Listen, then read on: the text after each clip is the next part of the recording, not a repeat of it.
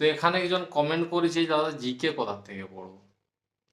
আমি তো বলেই দিয়েছি এসএসসি জিডি কনস্টেবলের বই কিনে নেবে, যেটা মাধ্যমিক লেভেল।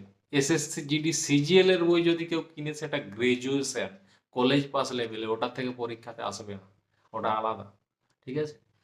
তো বই কিনো, বইয়ের মধ্যেই রিজনিং আছে, জিকে আছে, গ্রামার আছে, অঙ্ক আছে, সব বইয়ের মধ্যেই আছে। আর তুমি যদি প্রত্যেকটার আলাদা আলাদা বই কিনো না, মাথায় কিছু ঢুকবে না, সব ভুল ভাল করে বসে থাকবে। এসএসসির পরীক্ষা দিবে, এসএসসির বই ছাড়া অন্য বই পড়ারই কোনো মানে হয় না, আমি এটুকুই তোমাদেরকে বলে দিচ্ছি। আর কেউ যদি বলে না হবে, তাহলে করতে পারো ভাই। তার কারণ আমি যেটা করেছি, আমার সাথে যেটা আছে, একটা ছেলে আছে এসএসবি মানে ওর নাম হচ্ছে গণপতি মাহাতো, আমি স্ক্রিনশটও দিয়েছিলাম একটা ভিডিওতে।